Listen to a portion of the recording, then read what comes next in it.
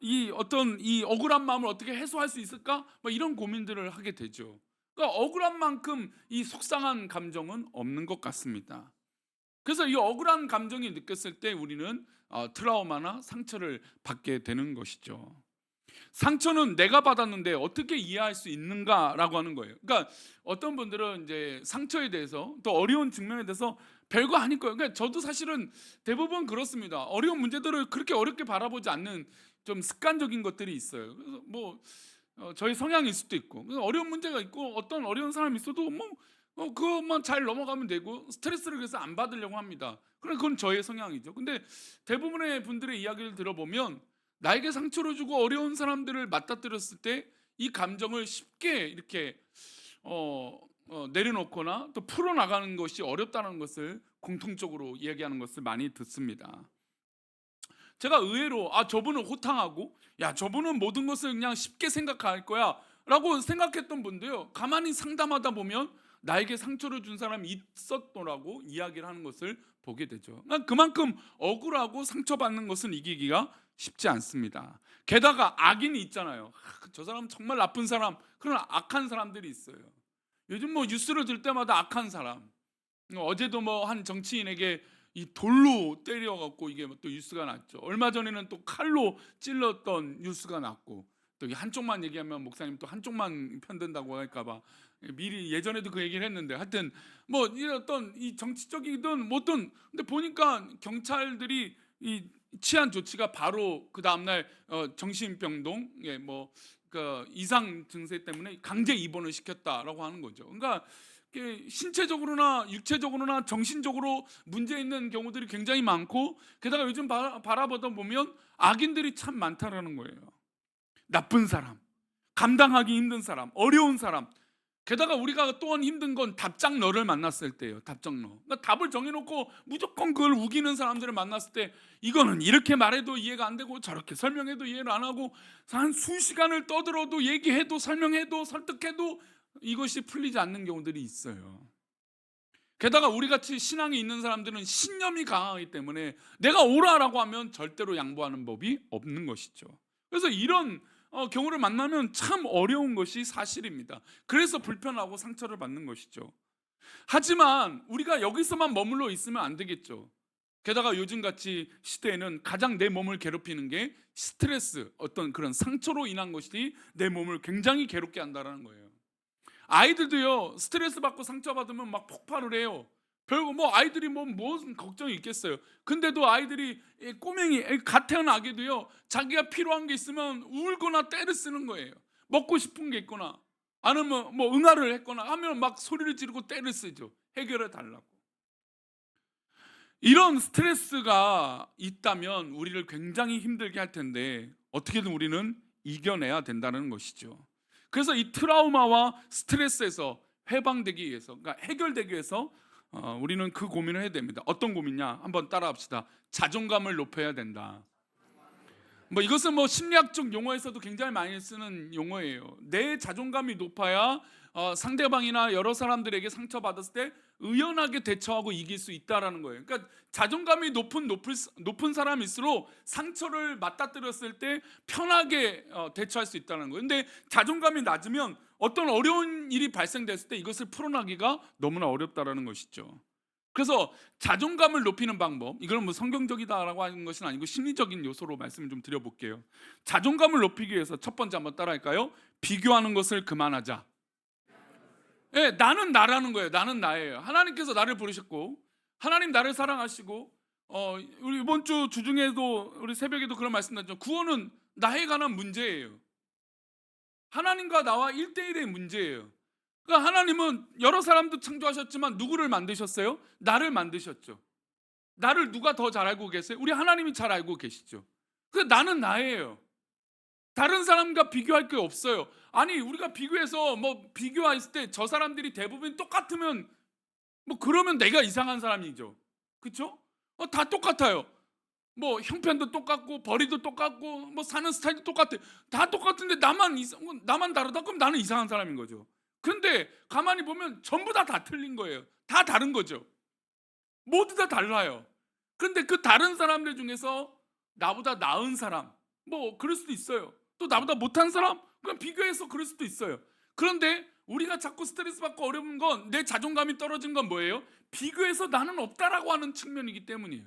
그러니까 자존감이 떨어져. 왜 우리는 이렇게 어려울까? 왜 나는 이렇게 부족할까? 왜 나는 이렇게 없을까? 왜 나는 이렇게 행복하지 않을까? 왜 나는 이렇게 사랑받지 못할까? 왜 나는, 아니 내 남편은, 아니 내 아내는, 뭐 이렇게 한정적으로 비교하면서 내 자존감을 깎는다라는 것이죠. 두 번째로, 이 얘기는 참 아이들이 참 싫어하는 말이긴 한데, 자존감이 없는 아이들에게는, 그래서 어릴 때부터 뭘 익히는 게 중요하냐면 위인 정기를 익히는 게 참 중요해요. 물론 뭐 좀 부풀린 이야기도 있고 조금 이게 좀 이상한 얘기들도 좀 간혹 위인 정기 때 있긴 하지만, 그래도 그 자신의 장애나 어려움들을 극복해서 그 모든 위기들을 이겨내고 위대한 인물들이 되는 모습들을 보면 참 대단한 거죠. 우리가 신앙인에서 가장 뭐 위대하고 좀 최근에, 또 뭐 최근이라기보다는 뭐 근현대사에서 가장 존경하는 인물 중에 하나가, 우리는 링컨을 얘기를 많이 합니다. 백악관을 기도의 처소로 만든 사람. 근데 사실 이 사람이 뭐 수도 없이 낙선을 했잖아요. 뭐 수도 없이 실패를 했어요. 그럼에도 불구하고 남북 전쟁을 치렀어야만 했던 이유는 인권의 어떤 그런 이 흑백의 진영들을 깨기 위함이었죠. 뭐 그런 요소들. 뭐 우리가 잘 알고 있는 헬렌 켈러는 어떻습니까? 청각, 시각, 언어의 문제가 있었습니다. 근데도 그 모든 것들을 극복해서 해 나가잖아요. 그러니까 이런 약점이 있는 인물 중에 찾다가 의외의 인물이 하나, 이제 우리나라 역사 인물이 누구일까? 뭐 우리나라 뭐 이순신, 세종대왕 뭐 위대한 인물들이 있지만, 강감창 장군을 들어보신 적 있습니까? 거란족을 물리치고 뭐 기주대첩을 이긴 장군, 뭐 우리가 이렇게 알고 있습니다. 근데 강감찬 장군이 어떤 사람인가 봤더니 그 당시 키로 140에서 150이 안 됐다라고 얘기를 하더라고요. 물론 예전에는 키가 다 작았죠. 근데 장군이면 사실 그 당시에 좀 키가 크고 몸짓도 좋고 힘도 좋아야 되잖아요. 근데 140에서 150밖에 안 되는 거예요. 게다가 외모는 어땠을까요? 굉장히 형편없었다라고 하는 기록들이 있더라고요. 그래서 많은 사람들이 볼 때 장군의 옷을 입지 않았으면 정말 종으로 보이는 그런 외모를 가졌던 사람이 강감찬 장군이었다는 거예요. 근데 그 사람이 자신의, 요즘으로 따지면 어떻습니까? 지금 요즘 시대엔 외모가 중요하잖아요. 요즘 아이들이요, 옷 갖고 한번 터치해 보세요. 손주들한테요, 야 그렇게 옷 안 입으면 안 돼. 절대로 할머니 할아버지 사다 준 옷 안 입을걸요. 애들도 자기가 스타일에 자기가 맞는 옷을 입어요. 요즘 외모가 우리나라는 그만큼 중요하거든요. 그러니까 보여지는 거. 안타깝지만 키도 굉장히 좀 중요하게 됐어요. 그래서 막 어떻게든 우리 아이들을 키 키우려고 부모들이 비싼 돈을 들여서 막 하는 경우들이 종종, 아니 굉장히 보편화적으로 하고 있는 것을 보게 돼요. 아마 아이들 중에 한의원인가 유명하게 키 크는 병원 안 가본 아이들이 없을 겁니다. 요즘 아이들이 다 그래요. 그러니까 이게 보여지는 것이 그렇게 중요한 거죠. 근데 장군이에요. 뭐 옛날이라고 쳐도 장군인데, 키도 조그마고 외모도 형편없는데 그런 사람이 장군이 된 거예요. 그런데 결국 그가 뭘로 발휘하는 거예요? 실력으로 발휘하는 거죠. 여러분, 우리에겐 약점이 있어요. 누구나 다 비교해서 나는 이런 약점이 있어라고 생각하는 그 약점들이 있습니다. 누구나 다 그래요. 단점이 있죠. 그러나 그 단점을 이겨내고 내 강점을 더 강하게 만들어서 하나님 부르심 앞에 쓰임 받는다는 건 굉장히 중요한 거예요. 우리 모두 다 국영수를 다 잘할 수 있는 건 아니에요. 뭐 특별하게 잘하는 사람들이 있죠. 그러나 대부분 우리는 그렇게 못해요. 우리가 잘할 수 있는 영역이 있고 우리가 즐거워하는 영역이 있다는 거죠. 하나님께서 부어주신 그 영역을 붙들고 자신을 극복하는 훈련이 필요하다라는 거예요. 그 모습을 발견할 때 내 자신이 자존감이 높아지는 거예요. 나도 이런 거 할 줄 아는구나, 나도 이런 거 할 수 있어 라고 하는 자존감이 생기는 것이죠. 세 번째로, 자존감을 높이기 위해서 뭘 해야 되냐면 봉사활동을 해야 돼요. 봉사활동. 그러니까 남을 위해서 뭔가 도움을 주고 또 봉사를 할 때 나도 이런 착한 행동을 할 수 있구나 라고 하는 이 자존감이 높아진다는 거죠. 그래서 사실 교회 안에서 이렇게 봉사하고 사랑하고 하는 이 봉사의 훈련들은 우리의 자존감을 굉장히 높일 수 있는 훈련이 되어지는 것이죠. 마지막으로 한번 따라할까요? 나는 이 세상에 하나뿐이다. 그렇습니다. 우리는 이 세상에 다 하나뿐이에요. 물론 가끔은 정말 이 비슷한 사람을 만날 때가 있고, 외모가 요즘 또 마스크 쓰는 경우들이 종종 있고 이러니까 저 사람 뭐 어디서 본 것 같은데 깜짝깜짝 놀랄 만한 사람들이 있어요. 그래도 똑같은 법이 없습니다. 이 세상에 오직 나는 나뿐이에요. 그 나뿐인 것을 하나님께서 지금 지켜보고 계신 것이죠. 나는 분명히 다른 사람과 다른 거예요. 하나님께서 지어주신 귀한 인생인 것을 아시고, 우리 금요기도에 오신 분들은 자존감이 높여지시길 축원합니다. 우린 또 기도하러 왔잖아요. 이 시간에 다른 곳에 있지 않냐고, 기도하러 왔잖아요. 별로 안 좋으세요? 기도하러 왔는데? 기도하러 왔잖아요. 물론 이것을 잘못 해석하면 안 돼요. 이거 누구 권사는 기도에 안 나왔어? 이게 아니라 내가 기도하러 왔다는 게 중요한 거예요. 내가 기도할 수 있다는 게 중요한 거죠. 누가 누구를, 아까 처음에 뭐예요? 자존감 높이기 위해서 뭘 하지 말라? 비교하지 말라니까요. 비교하지 말라. 비교하는 순간 오히려 내 자존감이요 높아질 것 같지만 낮아질 수밖에 없어요. 오히려 불평만 많아지게 되는 거죠. 믿음의 사람은 여기서 이 모든 것들을 믿음으로 바라보게 되어야 합니다. 물론 심리학적으로 자존감을 높이기 위해서는 18가지 20가지 이런 것들이 있더라고요. 찾아보니까 책도 보니까 이런 훈련 과정이 있지만, 저는 대표적으로 이 4가지가 제일 와닿았던 것 같아요. 믿음의 사람은 여기에 믿음을 더하면 돼요. 비교하지 말자. 왜? 하나님이 나를 사랑하시니까. 자신을 극복하자. 왜요? 하나님께서 나에게 힘 주시니까. 봉사활동을 하자. 왜요? 내가 교회에 부르심을 받았으니 이곳에서 아이들을 사랑하고 청년들을 사랑하고 옆 사람을 사랑하고 우리 모두를 사랑하는 봉사의 마음, 또 이웃을 사랑하는 그런 마음으로 우리의 자존감이 높아지는 거죠. 그리고 무엇보다 나는 이 세상에 나뿐이라는 거죠. 그래서 바울 사도는 갈라디아서 2장이 참으로 의미가 있었습니다. 우리가 믿음으로 변화가 일어나고 상처를 극복하고 주 안에서 사랑하는 것이 어떤 것인지 말씀하고 있어요. 우리 19절 말씀 다시 읽어보겠습니다. 19절 말씀만이요. 시작. 이는 하나님에 대하여 살려 함이라. 여러분, 율법에 대하여 죽었다는 의미가 굉장히 중요해요. 왜냐하면 그 당시 예수님 당시에도 마찬가지, 예수님 살아계실 때도 마찬가지지만, 예수님을 따르는 사람들과 예수님에 대해서 이 바리새인들과 서기관들이나 제사장들이 와갖고 공격을 합니다.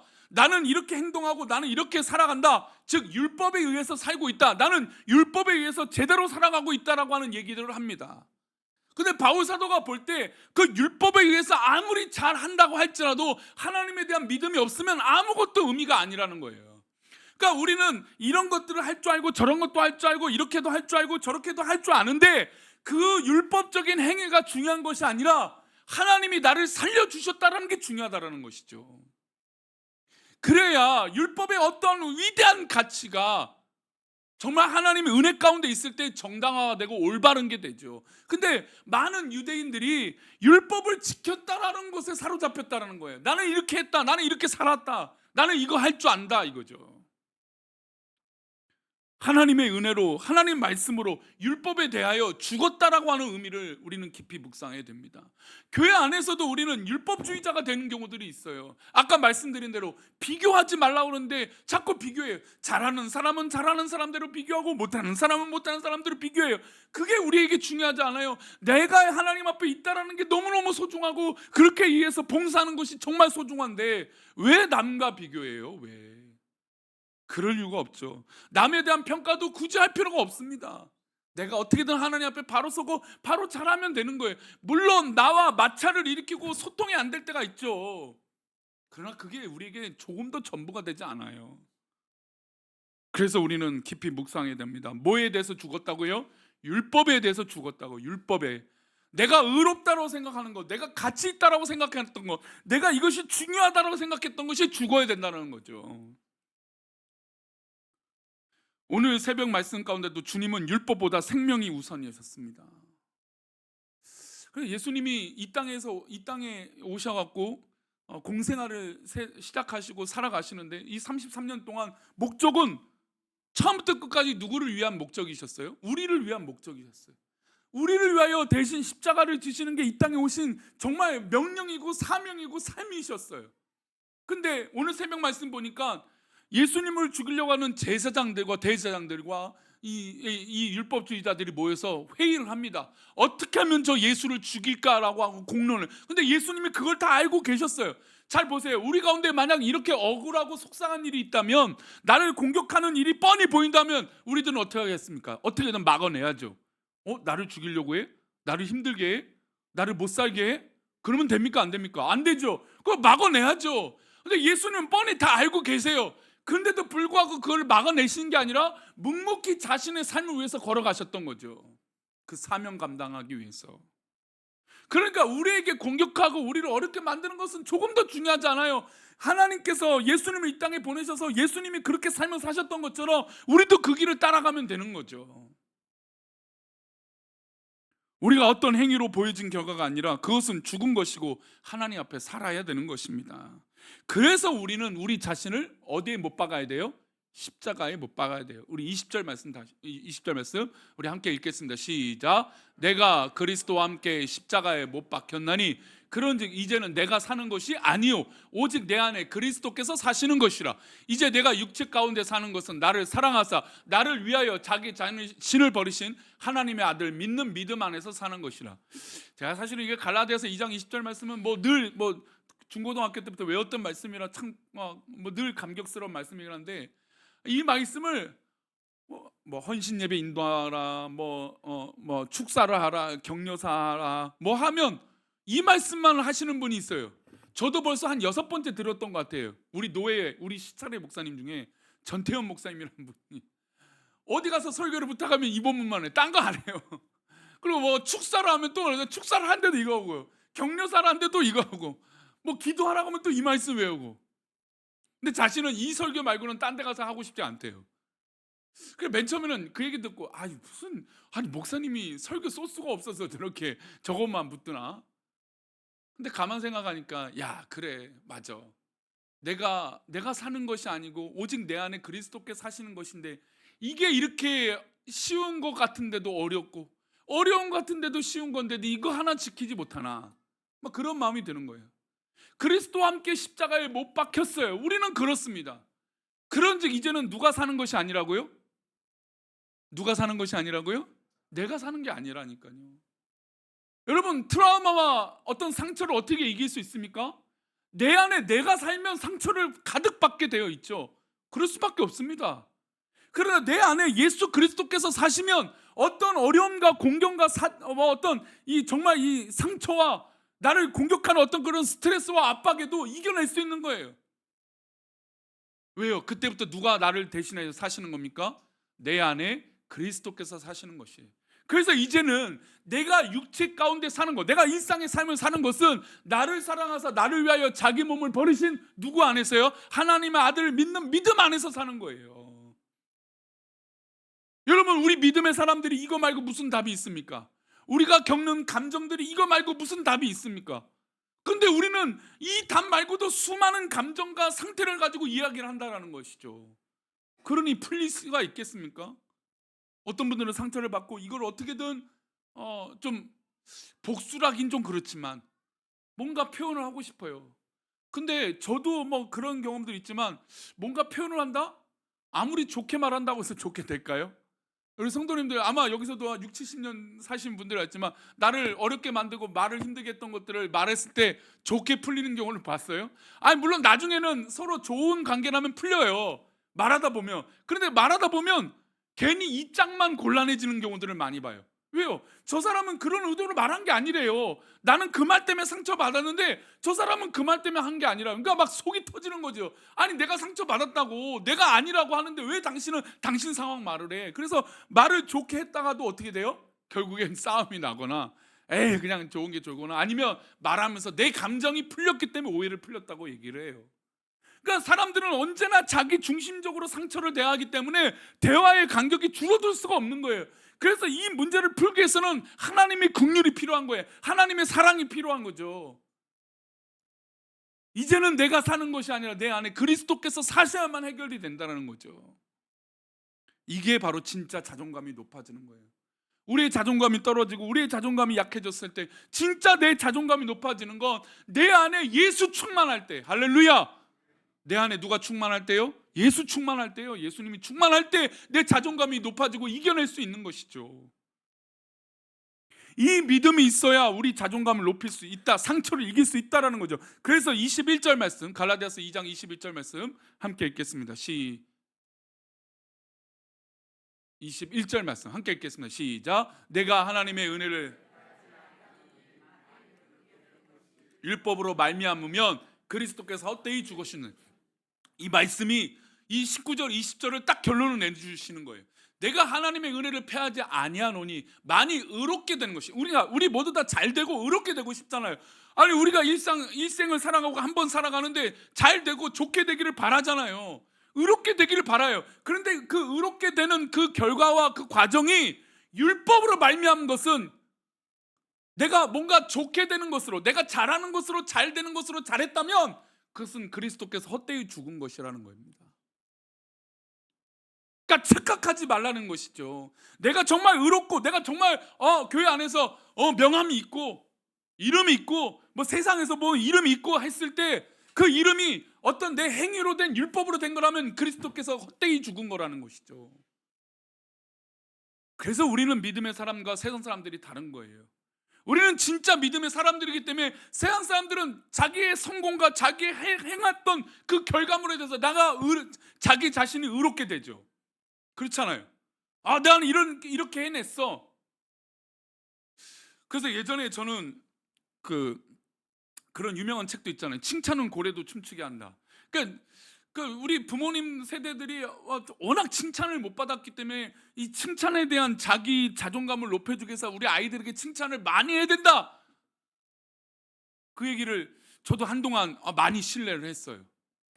근데 요즘 들어서는 저는 그거 아니라고 생각이 들어요. 칭찬을 하긴 해야 되지만 바른 걸 가르치지 않고, 옳은 걸 가르치지 않고, 진리를 가르치지 않고 칭찬을 했다간 그 아이는 망하게 된다는 거예요. 왜요? 그 아이가 자기 세계만 옳다고 여기기 때문이에요. 옳은 건 없어요. 지금 시대가 옳은 기준이 없어지고 있잖아요. 그러니까 내 자식이 네가 좋아하는 대로 다 해. 너의 의견이 맞아. 너가 깨달아야지. 네가 스스로 해야지. 아니에요. 그 이전에 그 이유는 그 모든 진리가 갖춰진 뒤 이후에 가능한 거예요. 진리를 놓쳐서는 안 되죠. 그러니까 지금 21절 말씀 다시 보여주시면 보세요. 율법으로 말미암아는 키우고 있는 거예요. 칭찬을 하면. 그렇잖아. 아유 요거 해서 잘했다. 그렇잖아요. 야 우리 아이가 요것도 할 줄 아네, 잘했다, 칭찬하는 거예요. 근데 그 사람이 그것으로만 만족하면 그것은 그리스도께서 헛되이 죽은 거라니까요.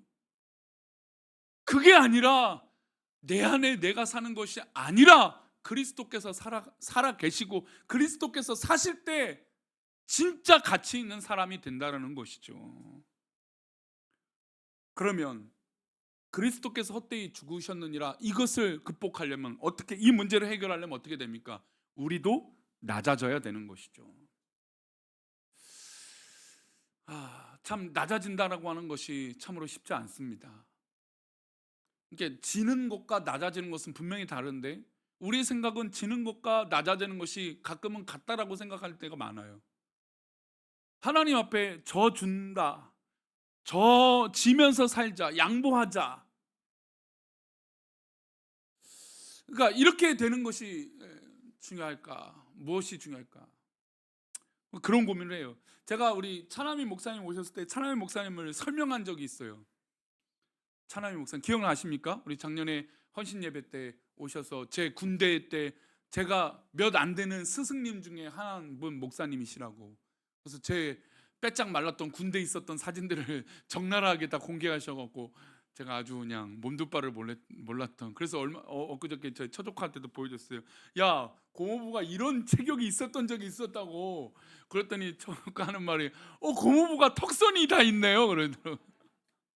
턱선이 지금은 없는가 봐요. 근데 그분에 대해서 제가 왜 깊은 인상을 그때도 갖냐면, 제가 군대 있을 때 면허 기능을 땄어요. 그때는 필기가 있고 장례 시험이 있고 이제 도로중이 있었어요. 지금도 그런가요? 지금도 그런지 정확히 제가 몰라서 어쨌든 요 시험을 보는데, 이제 군대에서 이제 제대 한 석 달, 넉 달 남겨놓고 그분이 이제 교회로 부임하시고 대대장, 저의 그 직속 상관인 그 부대 통솔 지휘관이 안수 집사님으로 오신 거예요. 그래서 저는 제대가 얼마 안 남았고, 그래서 이제 몇 달, 한 석 달 정도 남았으니까 우리 목사님이 뭐 그때까지 다 특공대 뭐 군생활 다 했고, 그래서 이제 석 달 남았는데, 사실 이제 군대 석 달 남으면요 굉장히 편하거든요. 후임들이 뭐 이렇게 하면 병장이 딱 한마디만 하면 이등병들은 발발 뛰면서 다 해줘요. 정말 다 엄청 편해요. 근데 이제 저는 이제 교회 부름을 받은 거죠. 교회 가면 오히려 더 막 일을 해야 돼요. 근데 제가 왜 그분, 이제 뭐 그 얘기는 이제 또 다른 얘기니까, 이제 제가 왜 그분에게 대해서 깊이 도전을 받은 것 중에 하나는, 그분이 제가 이제 제대가 얼마 안 남으면 야 너가 사회 나가서 제일 하고 싶은 게 뭐냐 그런 거예요. 목사님 저는 나가자마자 운전면허를 좀 따야 되겠습니다. 그때 서목사님도 제가 그때 학생 때, 서목사님은 입대하기 전에 운전면허증을 따갖고 입대할 때 운전병으로 들어갔어요. 그런 케이스도 있고, 친구들이 몇몇 뭐 교회 생활을 하니까 차량 운행도 하고 이러니까 운전면허를 빨리 땄단 말이에요. 근데 저는 연애하느라고 그 당시 지금의 아내와 연애를 계속하고 있느라고 뭐 노느라 바빠갖고 뭐 교회도 바쁘고 뭐 그래갖고, 하여튼 그래갖고 면허를 그때 못 따고 이제 입대를 했어요. 그래서 입대를 하고 나니까 그분이 마지막, 야 너 이제 제대 이제 석 달 남아서 이제 교회 와서 생활하는데 내가 너에게 뭔가 특별한 걸 해주고 싶다. 목사님이 그래도 군종 장교니까 장교로서 내가 너한테 뭘 해주고 싶다 그러시는 거예요. 그래서 목사님 저는 이제 면허를 따고 싶습니다. 그래? 그러면 여기 군 부대 옆에 있는, 다행히 그 당시 운전면허 학원이 있는데 여기 가서 네가 등록을 해라. 그런 거예요. 목사님 저는 못 나가는데요. 근데 교회가 영 밖에 있었는데, 그럼 사복을 집에서 보내와라. 내가 출입증을 외출증을 늘 써줄 테니까 가서 업무 끝나고 5시나 6시 학원 가서 공부해라. 그러신 거예요. 그 학원 갔죠. 그리고 또 이제 합격을 했어요. 필기시험을 합격하고 이제 뭘 연습해요? 운전 코스 이제 연습을 해야 되잖아요. 뭐 그때는 차가 있겠습니까? 없잖아요. 제가 그때부터 카니발을 좋아했는지 몰라요. 카니발이 지금도 카니발. 그러니까 교회에서 쓰는 차는 카니발이 유행하다, 스타렉스가 유행하다, 봉고3, 뭐 이전에는 이스타나 막 이런 차들이 유행했다는데, 뭐 그래도 제 내리 속에는 그 카니발이라고 하는 차가 되게 이 깊이 머리 박혔던 게 그분이에요. 그분이 그 당시 군종 장교로서 이제 군에서 차를 받았는데 카니발이었어요. 나온 지 얼마 안 된 카니발 2였어요. 2였던 것 같아, 기억이요. 하여튼. 근데 그 차를 끌고 오셨는데, 야 너 이제 도로 이제 코스 연습해야지, 2차로 연습해라는 거예요. 새 차잖아요. 그리고 얼마 되지 않고 저는 운전을 못 하잖아요. 지금이야 뭐 워낙 능숙하게 잘할 자신감 있지만, 운전도 제대로 해보지 않은 사람이, 그것도 군대에서 하다가 10시간에 그걸 한다? 저는 절대 못 빌려줄 것 같아요. 제가 웬만한 건 다 양보해주고 다 하라고 할 수 있는 성향이긴 한데, 야 그건 쉽지 않을 것 같은 생각이 드는 거예요. 게다가 뭐 아니 아들이거나 뭐 진짜 뭐 친척이면 뭐 그럴 수도 있어요. 근데 군대는 수많은 이 군인들 사이에 있는 저잖아요. 근데 저한테 야 내가 차를 내일부터 연습하도록 낮에는 요 시간대 갖다 놓을 테니까 너 키는 여기 있으니까 내가 가서 연습 좀 해라. 제가 사실 연습하다가 뒷공무니를 한번 박았어요. 근데 그때 혼날까봐 목사님이 물었는데, 목사님 제가 박았는지 안 박았는지 잘 모르겠습니다. 아마 제가 박은 게 분명해요. 그리고 운전을 시켜주시는 거예요. 연수를 시켜주신다는데, 연수를 하는데 도로 이제 저녁을 외출증 끊어서 목사님이 야 내 옆에 태워라, 가자, 같이 가자. 그래서 가는데 밤길이잖아요. 뭐 서울 도시면 불이 밝으니까 밤이니까 밝지만 시골은 지금도 깜깜해요. 근데 가고 있는데 야 너 지금 다른 차선을 가고 있는 것 같아. 그랬더니 중앙선을 넘어서 반대차선 가고 있는 거예요. 운전 초보니까. 그런 사람한테 그 새 차를 내어주셔 하는데, 그때 깨달았어요. 베풀고 져주고 양보하는 게 꼭 바보 같은 짓은 아니구나. 그렇다고 해서 자존감이 떨어지는 게 아니구나. 사랑을 베푸는 게 오히려 자존감이 더 높아지는 거구나. 나눴을 때 내 자존감이 오히려 더 높아지는구나. 사랑을 할 때 오히려 내 자존감이 높아지는 거구나. 양보할 때 오히려 그 자존감이 높아지는 것이구나. 아, 이 모든 것이 예수 그리스도 안에 있으면 더 자존감이 높아지는 것이구나. 그래서 제가 그분을 존경하는 이유 중에 한 분이에요. 저도 사실 군대 가기 전에 그 고민이 있었어요. 아, 내가 이렇게 이제 목사가 될 건데 내가 이 사람들을 이렇게 잘해준다고 해서 뭔가 변화가 일어날까? 뭔가 될까? 아니, 나는 손해보는데. 청소년부 사역을 저도 오랫동안 했지만 청소년들, 청년들, 제 박봉인 사례비, 사례비라 해도 박봉이라고 말할 수도 없는 사례비죠. 저는 진짜 옛날을 이렇게 하는 거 참 안 좋아하는데, 근데도 제가 왜 그렇게 해서 청년들, 청소년들 밥을 사주면서 했던 것 중에 하나가 그분 때문이었어요. 그렇게 해도 괜찮다는 걸 그때 깨달았어요. 아, 그렇구나. 근데 예수님은 어떠셨어요? 우리를 차마 담을 수도 없는 우리 존재를 위해서 십자가를 지셨다니까요. 이거는 뭐 어떤 것도 설명할 수 없는 거예요. 그런데 우리 안에 내가 자꾸 살아가니까 자꾸 부딪히죠. 어려움 있죠. 아니, 용서가 안 되는 거예요. 그렇잖아요. 용서가 안 되는 사람이 얼마나 많아요. 용서가 안 돼요. 납득이 안 돼요. 이해가 안 돼요.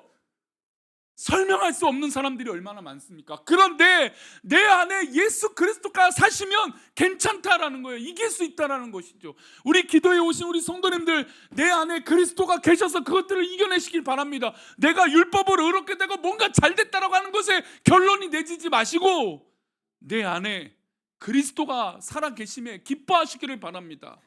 그러니 괜찮다 이거예요. 그러니 여러분 상처를 이겨낼 수 있는 거예요. 그러니 내 트라우마를 이겨낼 수 있는 것이고 내 아픔을 그래서 이길 수 있는 것이죠.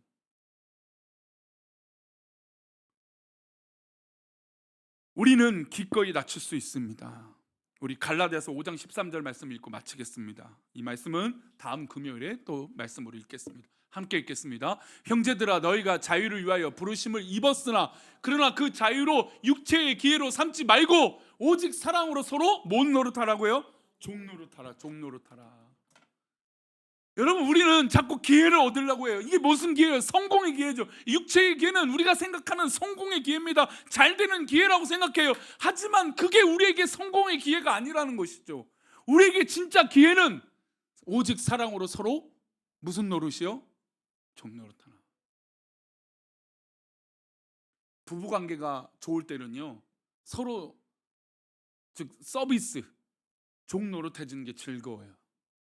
근데 부부관계가 안 좋아지면 어떻게 돼요? 밥상 당신이 차려.